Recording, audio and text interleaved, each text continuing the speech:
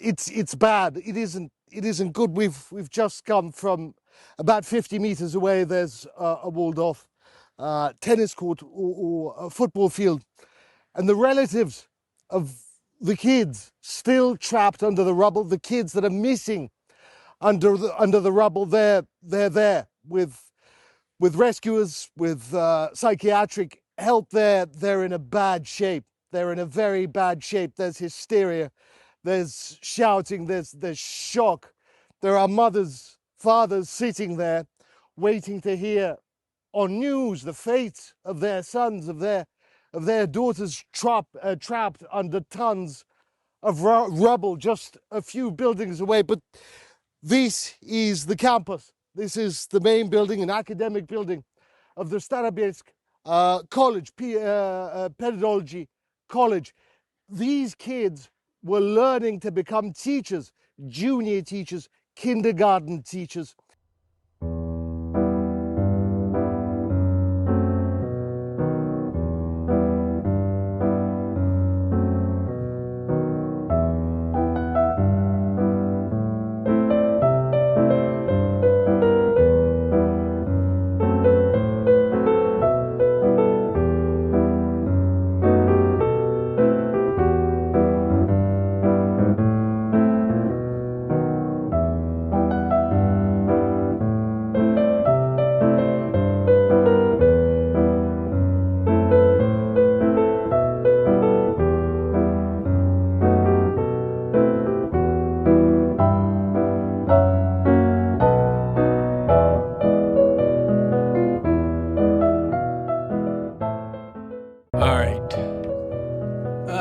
Dark is the Night is that music.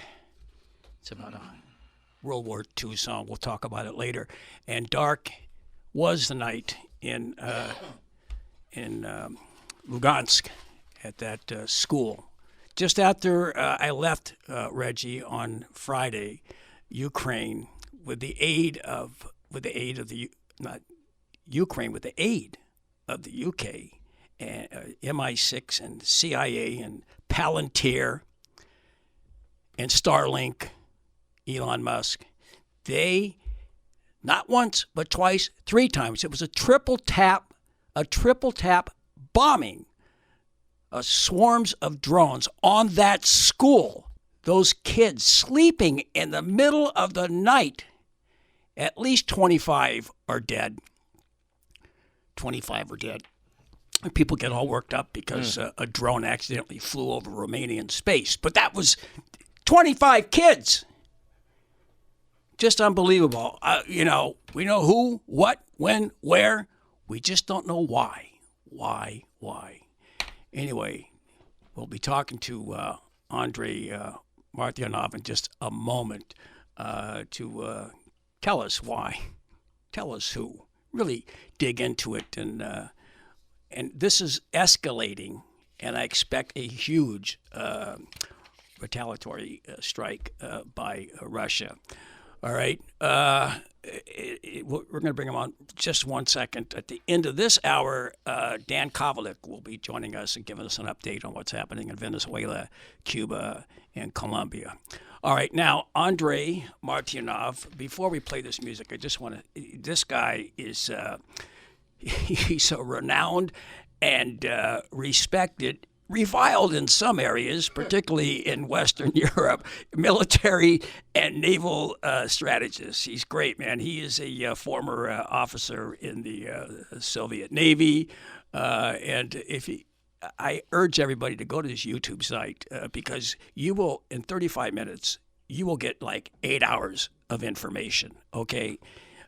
Seriously, he's just unbelievable. He's got these 4 books out. If you haven't, please get these at Clarity Books. It's The Real Revolution in Military Affairs, Losing Military Supremacy, America's Final War, and Disintegration. That's I don't have the rest of the name of that book, but there it is. He'll tell us. And word on the streets of Seattle is that he's a master chef. All right, so let's play a little Shostakovich, and we'll be right back with the great Andrei Martyanov.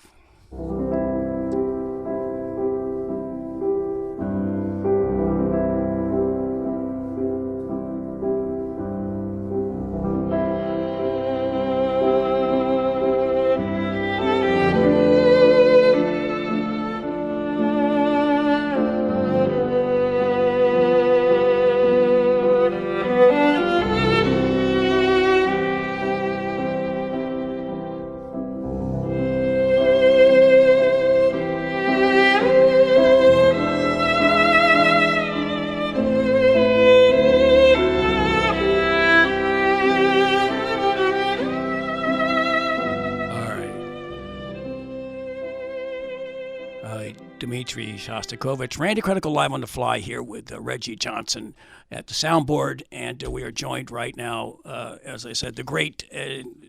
I really, really admire this guy. Watch him, and so does my friend Margaret. Watches him. When's the Russian on? Well, he's on right now.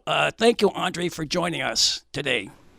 Sure, my pleasure. Yeah, well, you heard the beginning, and I got to tell you something. I think about that a lot, and I'm sure you do too. This was not an accident. Was this planned, that swarm of drones that killed those kids who had such promising lives ahead of them? Of course it was planned. It's terrorism is the weapon of the weak. And we know the situation which is happening on the front lines. And judging by the basically tsunami, the tidal wave of the BS, which they continue to spew all over the Western legacy media, and especially after the catastrophe of Iran for United States. And so, what's left? Well, how about the psyops? That's the only thing they know in London and in Europe, because they are militarily impotent and they're essentially paper tigers. So what are you gonna do? Okay, let's kind of undermine Putin's regime, quote unquote. How can you undermine it? Oh, well, FUD, fear, uncertainty, doubt. How you instill those things? Well, you just attack innocents. So, well, if it's children, kindergarten children, people in London who run the country there, they have no compunction about killing just anybody, you know. So, and this is what they did. The idea is, again, you have to understand, United Kingdom, France, and Germany are the main drivers behind all this. So they will continue to do that. And they've been doing this actually for a while, but this time it just kind of, when you do this in this most blatant manner and you kill children, so, well, they asked for it, so, and basically decisions have been made. So, I mean, Ukraine actually was fired by them, but the guidance, Starlink, that all facilitates these drones going into that area and hitting that target, because they also had rockets attached to them that hit this dormitory. I mean, how on earth could that have happened? Because they knew it would happen. Well, maybe it wouldn't have any repercussions in totalitarian Western Europe because they censor this story. But internationally, you know, you would think, oh, we shouldn't do this, but they allowed it to happen. They don't even acknowledge that it happened. So what was the point? I mean, it's just sheer terrorism. But this is something that's been happening in Donbass since 2014, 2015. I mean, 22,000 civilians have been killed there. I mean, how are they supposed to win the hearts and minds, the Ukrainian army, if they're attacking civilians in these areas? Well, it's lashing out. It's a desperate attempts. That's the only thing they can do. United Kingdom doesn't have army in any functional sense. It's pathetic collection of people who went through this vocational school. They call it for some reason military academy. King's College. King's College.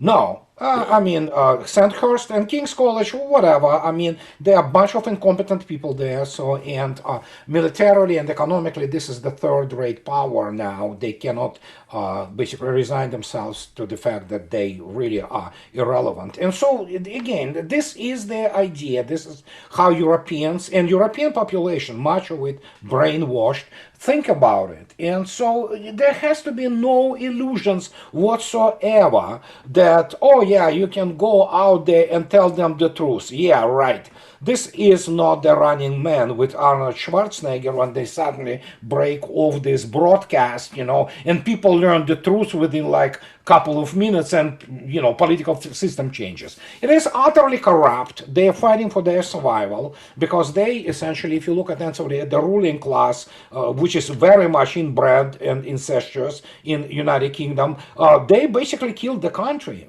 So, and you look at their media, the normal people do not work in the legacy media, mostly sociopaths, and so it's all fine. And it doesn't matter that they admitted it or not. It's just that, Western world in general, and you know what? We talk about Starobelsk. What about Minab?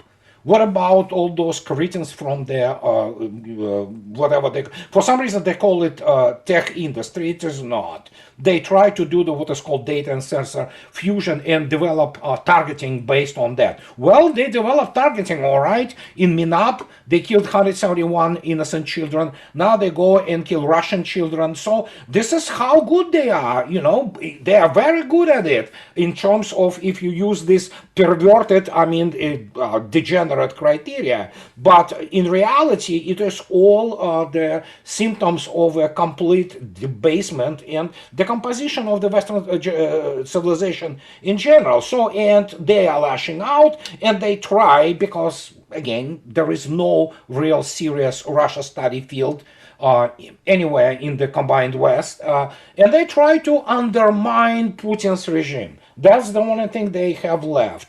And so they will pay for it. I mean, the Ukraine decision on it has been made, and well, we know the statements. There is no need to repeat those statements by Vladimir Putin and Sergei Lavrov, Right. who already called his counterpart, Narco Rubio, and he told him to basically remove U.S. diplomatic corps from Kiev. Right. I wouldn't call him his counterpart. I don't know what to call Rubio, but he's certainly not in the same league as Lavrov, but I understand what you're saying there. Well, let me ask you this.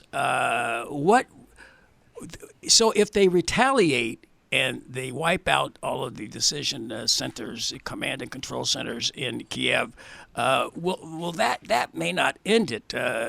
What about going after those countries, industries that are developing and producing these long-range drones and sending them to Ukraine, like they are? I think Germany's doing it. Germany, Italy, they're facilitating it. It's like me giving somebody a gun and they go shoot somebody. I'm responsible for giving the guy the gun to go shoot somebody. Well, they are covered in NATO. We'll start with that, especially political elite.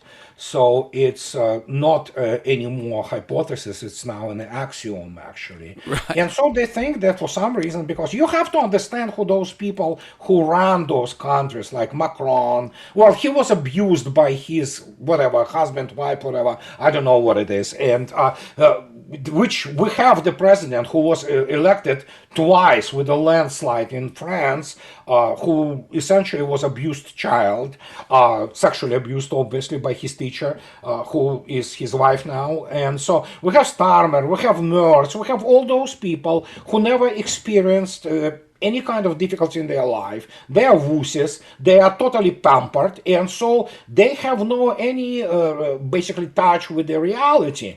And so even when you explain, for example, to Macron or to Merz that, hey, Hamburg is going to be hit, he wouldn't even understand it. You can take a look. This is why they blocked my today's video. ZDF, this is German major network.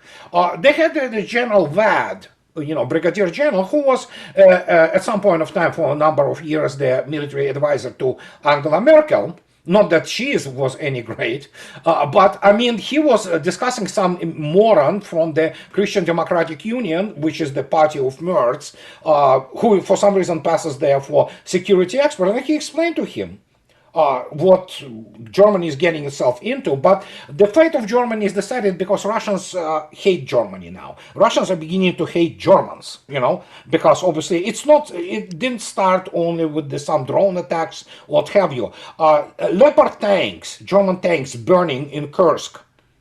This is not basically historical analogy, if you wish, you want to draw when you're dealing with Russians. But Germany crossed that very important separation line. I hate this idiotic term invented by the West journalists like red lines and all this crap. But so you know what? Europe, as it exists today, has no right to exist because it is the, as Sergei Lavrov correctly stated, it's the playground of Satanists. That's what it is. Anybody needs to understand what is going on, just go and watch. And granted, I understand for some people it will be totally normal. The opening ceremony of the Paris Olympic Games, and then make your own conclusions. You cannot negotiate with those people, and those people do not understand what they are doing, so they will be punished. Right. Western Europe, in particular, has become very regressive, repressive, and there's a lot of suppression of the media there. They usually It's not only that. I mean, obviously, it is totalitarian. Okay, let's face it. There's I mean, a degree seriously. what Russians call liberal fascism. That's what it is. It's obviously oxymoron, but that's exactly what it is. It's the fact that it's completely amoral. It is, I mean, Sodom and Gomorrah. That's exactly what it is. This transcends any kind of the political discourse. We are talking about literally biblical view on the societies. It's complete, I don't know how. Hey, Sergei Lavrov, okay, don't quote me, quote him. Playground of Satanists, okay, that's what it is. Well, all right, I'll start quoting him. I'll see if I can get him on the show next week to get a direct response. Sure. So I'd love to have him on. But so let's go back to this. I mean, it's beyond. You call it Russophrenia. Why is it so intense in all three of these countries? I'm not so sure it's so bad in France, but it certainly is in Germany and in London and Brussels and in Belgium. Where does it stem from? You know? Well, actually, France, well, it is one of the most Russophobic societies. Part of it is based on what Tolstoy brilliantly described French already in his War and Peace. You're And right. they I think stand themselves as corrected. I stand corrected. I was wrong there. Yes, go ahead. In War and Peace. yeah, they think that they are superior. They will be sitting in the middle of the outhouse, you know, down there, and they still will consider themselves to be so irresistible as, and I quote Tolstoy, in spirit and body, that, you know, in mind and body, that that's how it is. Don't forget, France was defeated by Russia. Germany was defeated by Russia. All Europeans in the Western Europe, they have been defeated by Russia, sometimes couple of times. Russians visited Berlin twice. Russians triumphantly entered Paris in 1814. Well, defeating on the way, you know, Napoleon armies and all that. So United Kingdom is different because, as strange as it sounds, it's Russians and British people have been allies pretty much. You know, throughout the 20th century, which is funny because actually British, unlike all those how to say it, rewriters of history in Germany or France, British actually give at least Red Army and Soviet Union their due because in many respects, Great Britain was saved by the fact that Hitler invaded in the, turned its attention to the Operation Barbarossa and invaded Soviet Union. And they were big allies. They were one of those big three. They were not as big, obviously, as the Soviet Union and United States, but it was a very important, heroic nation. So Russians appreciated that. British knew the hardships of war firsthand. So, but in terms of continental Europe, yeah, they hate Russians first. They think Russians are Asiatic hordes. For example, and yes, you remember James, what's his name, Clapper? Yes. He said that Russians are driven by genetics, to steal, to whatever. So, as you can see yourself, here you are talking to the Untermensch. I am the subhuman in the eyes of the majority of the first population of the Western Europe. There will be people who say, no, I'm not like that. Of course you're not. I'm not saying that all population of Western Europe was like that, but huge parts of it are. Germans, especially Western Germans, they don't like Russians. Okay, they never recovered from the actually the trauma of being absolutely pulverized by the Red Army, and so when you look at that, you cannot talk to those people. This idiotic Soviet idea that somehow you can get integrated, this common European home, and you can build, through the cultural exchanges, all kinds of those good relations. No, it's all baloney. And so that is the result today. And now, yes, as General Vad today speaking to this cretin from the Christian Democratic Union of Germany, some moron and amateur, he correctly stated, Hamburg and Munich are next, and there will be other places. Italy, out of ten shops or manufacturing facilities for drones. Italy houses 4 out of 10, 40%. So there you go. What can I say? Well, I guess they're a little reluctant, excuse my pun here, but gun shy to attack Italy, even a manufacturing factory of drones, because that would somehow kick off Article 5. And just this little drone that went off course into Romania airspace, if it even did, that's like a tsunami in the West, guy going crazy. People overstate Article 5. Many people do not understand what Article 5 is. Article 5 is basically invocation of the necessity urgent meeting between the parties, and they have to come to the consensus.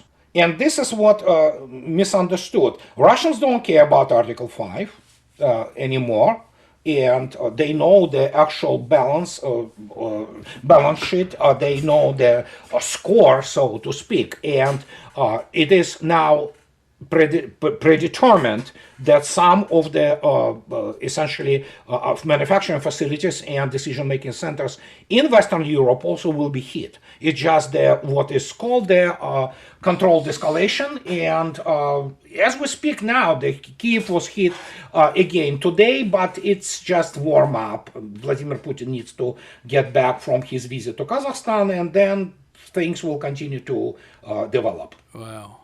Well, what is the strat? I mean, the way I look at it now, looking back, for the last 4.5 years, Ukraine was used by the West. The West and NATO, EU, US, whatever, they want Russia. And so they sacrificed, they inveigled this country to volunteer all of their men. I don't know if you saw that, one of those, what do you call it, recruitment teams. I sent you this clip of boxers beating up these recruitment thugs that were going around, which they have been doing every 20 minutes, rounding up unsuspecting kids on the streets and throwing them on the front lines, right? So they've gone to that level. So is it like now that they've used up all of this, now they're coming in with, this is their strategy. Now we go in with the next tactic, which is to start bombing them with these long-range weapons from Ukraine. Is that, and they're not going to stop because these countries are really dying economically. They don't have any colonies to suck blood from. They want the big bear. Well, Russia sits on the more than 1/3 of the world's riches, mineral riches. It is an immensely wealthy country. And so, that's who they are. This is what the West has been. And, we have to understand one thing. As much, I'm a Western man. Many Russians are. It's in the sense that we live by the essentially views which were given to us by, in terms of constitutionalism, in terms of the scientific and rational view of the world, which, by the way, Europe doesn't have anymore. And it was a great achievement by European civilization, which gave us not only suffering and exploitation of the colonies, for example, but it gave us that we live in the world today, which was shaped by the Western civilization. But that Western civilization is gone. It committed suicide throughout the 20th century. because obviously the industrial dynamics of the industrial development required more and more resources. And so we have to talk about things which we, of course, love, where Western people love the art and all of it. But obviously it was also the civilization which provided us with such insane ideas as Malthusianism, which of course was calling for the reduction of the population. This is what the morons from Microsoft, like Bill Gates and those, so-called tech, which have nothing to do with tech, billionaires think about it because they're primitive, uncultured people. So, and we had also, don't forget, fascism, Nazism, communism, they were products of the Western civilization. And look what Nazism gave us. Look what Europe gave us. It gave us 2 world wars. And if the First World War, as bad as it was kind of warm up to what happened in the World War II. And it is very difficult to actually convey it, for example, to American population, which has no experience with war whatsoever. It simply was insulated, all this. But when you tell them that, 80 million people died, many people cannot comprehend it. They have no action. Stats Terkel, brilliant American journalist, who wrote this wonderful book, The Good War. He writes about it. Those people have no clue. You think Trump knows anything about war? There is not a single American officer or serviceman who defended United States proper in their lives, in their professional lives. They do not understand. Not a single American general, GI, what have you, CIA guy knows what it is to lose your family, to have your wife raped and then killed, to have your children executed, your parents, your home burned. They have no clue. Yeah. They never experienced it. America doesn't know what war is. Neither does obviously Western Europe, which of course, with the help of the former Nazis, the whole history of the World War II has been rewritten. And I am repeating this ad nauseam, that what we are witnessing right now, these are essentially the last salvos of the World War II. And because, there was the combined West, which debased itself and destroyed itself, and Red Army helped, because obviously they had to be destroyed. It was saved by the United States, which was insulated, in fact is, and that war in a great economic shape. It rushed to help so-called Western Europe. It did help, all right? But now, this essentially the reality, the boomerang of reality returned. And what can I say? It will be finished this time. Right. Let me get back to, case closed. Let me get back to to Ukraine here, we all know about the Azov Battalion, the right sector, and people they just can't fathom that there is an overwhelming amount of fascists or neo-Nazis that, in fact, Zelensky was at a ceremony the other day praising a guy who killed a lot of Jews and who worked with I think it was a Waffen SS. He was buried the other day, reburied, and he was there. He was there praising the guy. Yeah, well, Poles protested. Well, too late, Poles. You actually awarded this highest order of Poland to this scumbag, Zelensky. Now Poles suddenly remember that these were the same people Zelensky honored who were killing tens of thousands of Poles in one of the most horrific cases of the ethnic cleansing, in what's called Volhynia massacre. So, hey, you know what? At this stage, for example, if you talk about Russians say, your business guys, go kill yourself. Russians have no now compunction seeing Europeans going for each other jugglers. That's what they did for the essentially, 1500 years. So let it go there. I mean, Russians will, they are already doing this, erecting the Iron Curtain, and Europe has to, kill itself. It has to, basically achieve or reach its basically formal logical conclusion. Because the way it exists today, it cannot exist anymore. I want to play this for you. Now, this there was a protest in Kiev because, with the man shortage, everyone's dying or leaving, that they have migrants now doing the dirty work there, picking up garbage or whatever agricultural fields are left to pick fruit and vegetables. So there was a protest by these far-right. Listen to what they were saying. This was picked up. This is only 4 seconds long, but these are Ukrainian men. Listen to this.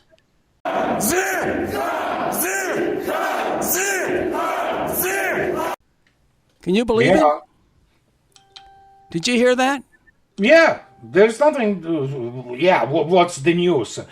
You have the swastikas on the drones, Ukrainian drones, which fly into Russia. It's like, hello, Europe is coming back to its what is called factory reset. It comes back to its normal state. Wow. Well, here's one guy I want to play. In the European, this is in Brussels. Somebody he's from a Belgian member of the European Parliament. This is something you rarely hear, but this is what he had to say. But still, in the name of values, you said no diplomacy with Russia, no negotiations, but sanctions, arms for Ukraine.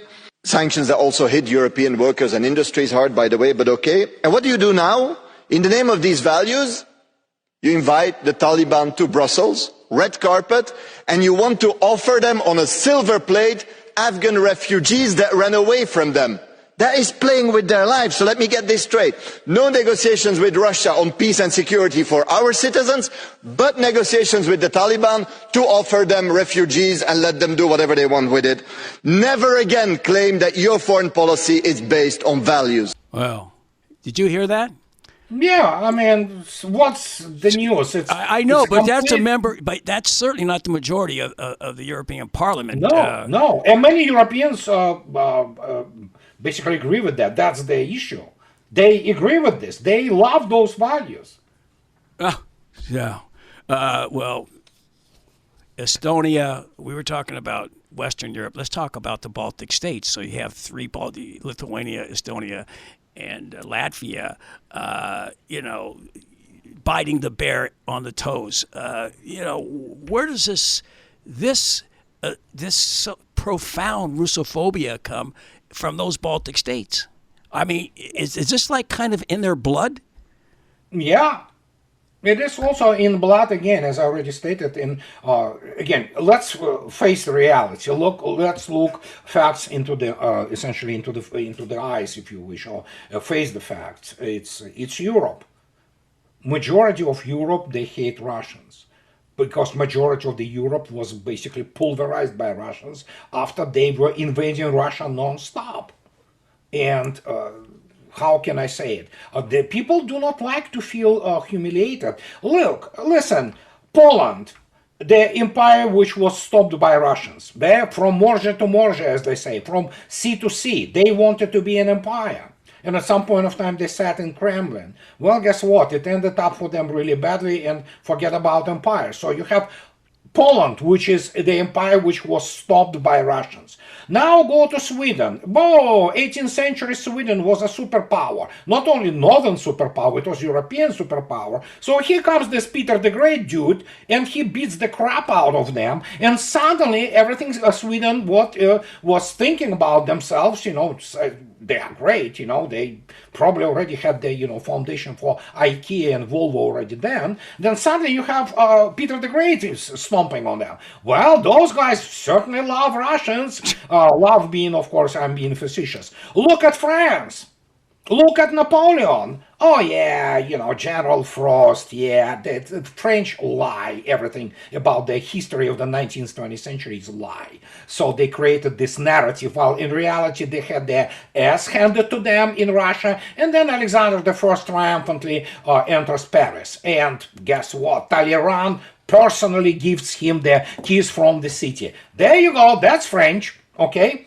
So, what happens to the French Empire? Well, the latest news are that Russians in Sahel, they kick their ass, okay? So, you look attentively at all of those. Germany, the greatest fighting force, actually greatest European fighting force ever produced in history. What do? They go to the Soviet Union, which is historic Russia. Guess what? Russians end up in Berlin in 1945. So, and if you look attentively, guess what? Because of the Soviet Union, because of the political and economic fallout from the World War II, Britain loses its empire. And so, hey, why should they like Russians? They hate Russian gods. And those few people of culture, of what have you, who say, oh, I adore Russian culture, it's all BS. Majority of the population. The reason they are brainwashed, because they are susceptible. This is a fertile ground, fertile earth, if you wish, where to manipulate them. And it doesn't matter if they're workers and all that stuff, which is, part of the Marxism and, Marxist method, which I use myself, often trying to analyze things. So, yeah, it's fine. Yeah, there are financial, economic drivers behind that. But there are also huge historical and even genetic now drivers behind that. And so Europe hates Russians, period. And they hate it because it has been beaten by them non-stop throughout the history. Wow. I don't know. I don't know if Americans hate Russians, but we've been No, Americans are different. That is why, I wouldn't be able to live in. I'll just give you an example. And this is not made up story. I went to our local Safeway, our grocery store, on Monday, so Memorial Day. Right. So I scanned things, on this self-serve check stand, and the guy who is the supervisor of this, he comes to me and says, "So, are you a veteran?" And I say, "Yeah, I am a veteran, but from the wrong armed forces." He said, "What kind of armed forces?" I say, "Well, the Soviet Union, Soviet." He said, "Oh, no, I still give you the additional 10%, discount, store discount, which is given to all veterans." Well, that's Seattle, man. I don't know if it's like that in Idaho, but certainly in northern Washington, it's like that. But that's great. I mean, yeah, we are slightly outside Seattle, so there are more normal people there than in Seattle proper, because Seattle proper is not normal place. I don't meet too many people here that are Russophobic, but they are in the Congress. In Congress, they're Russophobic. You take Democrats and Republicans alike. Yeah, they are. You got Lindsey Graham. You got this fool by the name of Blumenthal, who's Lindsey Graham in a suit, basically.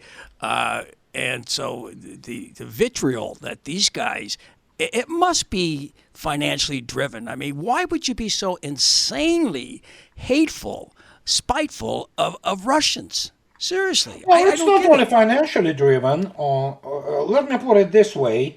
The great Hollywood hero, who was actually a rather mediocre general, but he praised all over the place because of the incompetence of the U.S. military. George Patton. Right. If you read his memoirs, remember what he was talking about Russians? Yeah, I know. Asiatic people, and the only thing I care about how much lead, how many bullets it takes to kill a Russian. And he was saying that they are subhumans, essentially. That is why his famous phrase that, we fought the wrong enemy. So, and you listen to these people, they are really do not understand what they're talking about. But, it's not just financial reasons. Absolutely there are, but it's just only a part of the picture. There is a huge cultural divide among the American elites. Much of them at that time were connected to Great Britain, and British aristocracy doesn't like Russia at all. Wow. It never did. All this talk about communism is complete crap. During their first international huge exhibition in 1851, Victoria's time, when they built this, Crystal Palace, near London, and it already was actually essentially the Russophobia was tremendous. It wasn't only because they're obviously Russian, at that time Tsarist, basically businessmen were penetrating some of the British markets, which is true.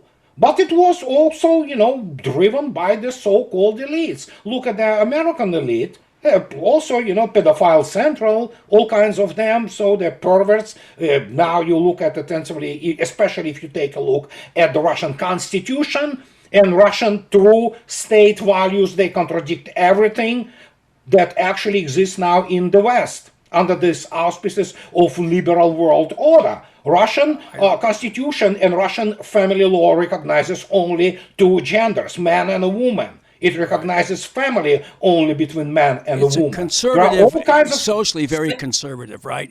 I mean, how big is the influence of the Orthodox Church there? Dostoevsky said that the Western religions, Catholicism and Protestantism, were corrupt, and that he was a very smart guy, and it's through his books he brings out that. The Orthodox Church of Russia. So it really has. How much influence does it have on society in Russia?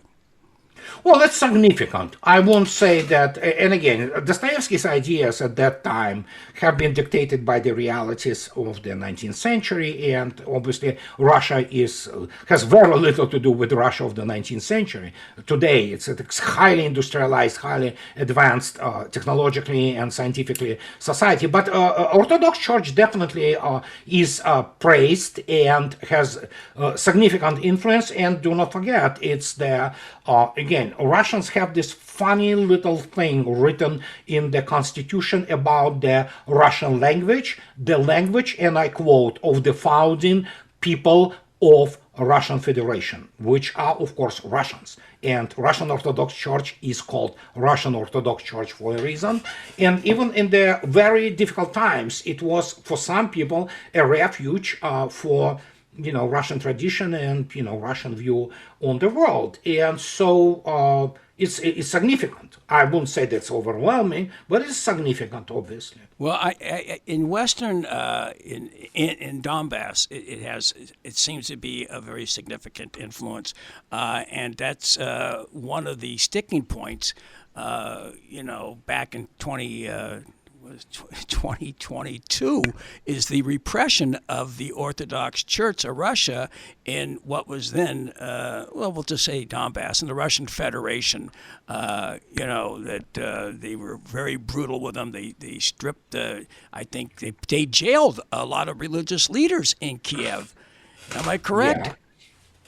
Yeah, they did. So then they tried to split, and they successfully split the Ukrainian Orthodox Church. And even after being split, the Ukrainian Orthodox Church, which is UPC, they still, prayed for the success of Mr. Zelensky and killing Russians. So we have to be very specific. Russian Orthodox Church of Moscow Patriarchate is what the Church of Russia. Right. All right. So let me, since we are in Kiev, I want to talk about the corruption, because we only have like 7 or 8 minutes left. Yarmak, what was his position? He's been indicted. How deep is the corruption within the Zelensky regime? Oh, it's all of it. It's totally corrupted, 100%. In fact, it also Ukrainization of the American political life is now complete. Apart from Israelization, so it's Ukrainization of so it's like a cancer, it spreads, it's metastasized into the Washington, D.C. too. And so, it's total. Corruption is total in Ukraine. It's a virtual state which exists only because of the handouts by the combined West. Right. Well, where does that money all go? It certainly doesn't, does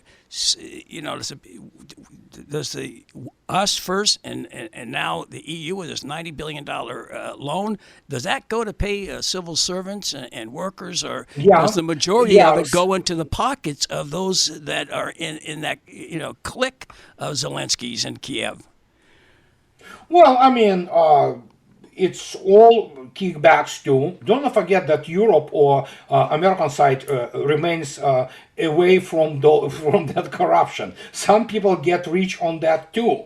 Enough to take a look at Mr. Kellogg and his daughter, who were running a very successful business from Poland, supplying all kinds of things. weapons and other supplies to Ukraine. So hey, that's a gravy train, all right. So but of course, considering the present state of American justice, nobody would be essentially investigated or persecuted for that. No. And so, what can I say? Yeah, right. And unless you oppose Trump's policies, I think this guy. What's the name of the guy? Sebastian Goebbels. I mean Gorka. Gorka? You mean Yes. Sebastian Gorka? This Yeah, clown I call him Sebastian Goebbels. Hungary. He's a MI6 asset, obviously, and he worked in the Hungarian Defense Ministry.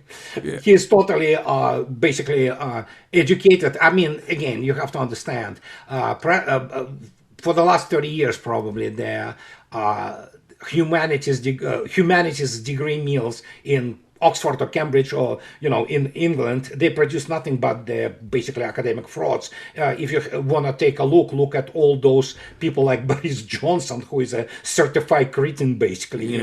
So these are the people, and so they obviously convert them or turn them into some kind of assets. And again.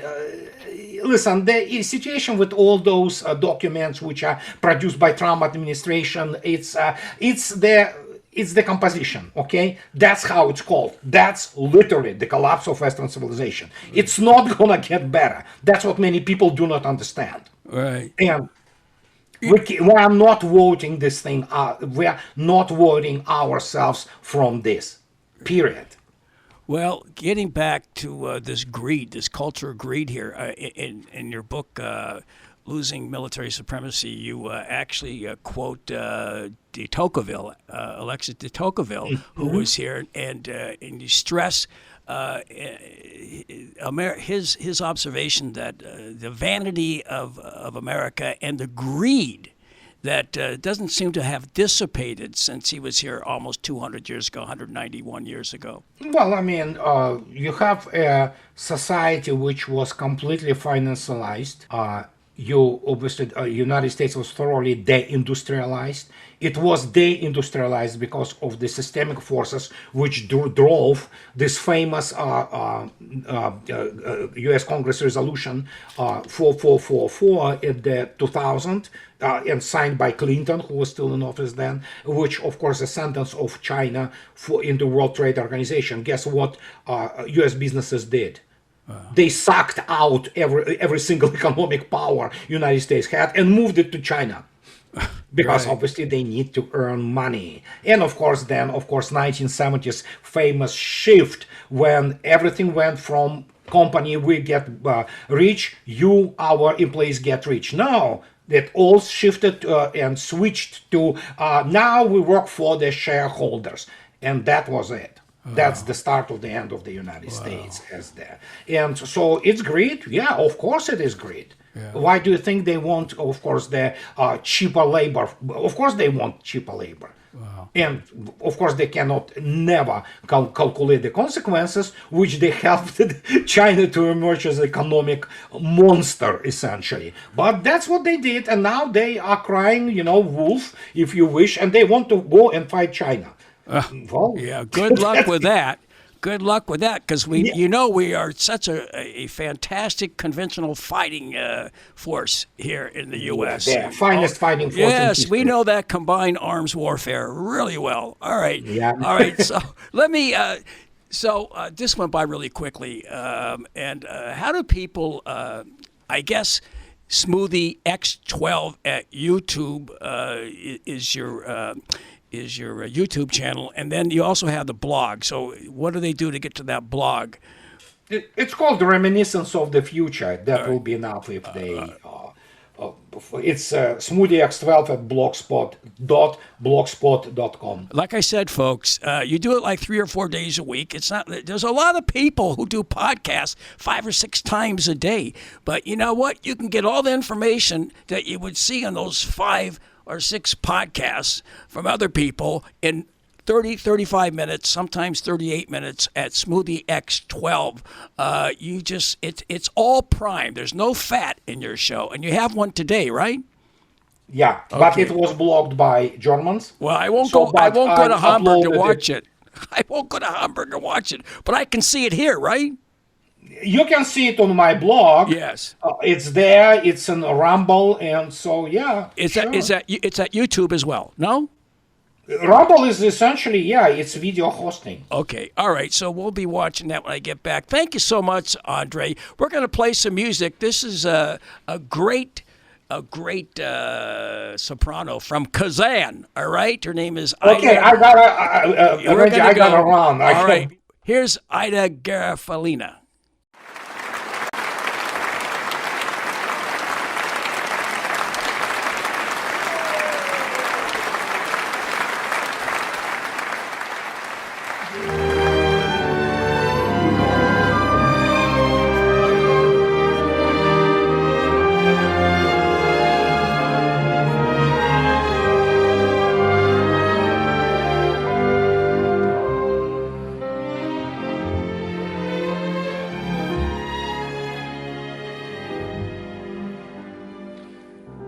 Слышны в саду даже шорохи. Все здесь замерло до утра. Если б знали вы, как мне дороги подмосковные вечера. Если б знали вы, как мне дороги подмосковные вечера.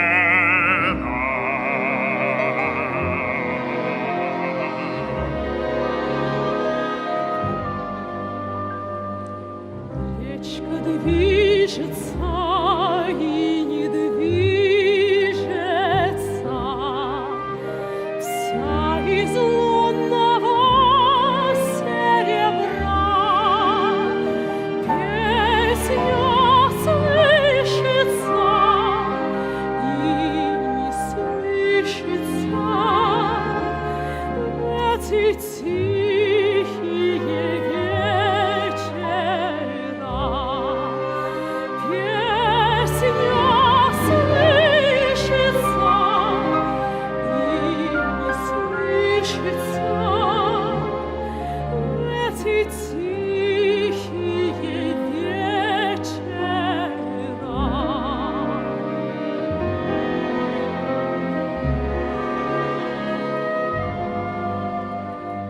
Не слышны в саду даже шорохи. Все здесь замерло до утра.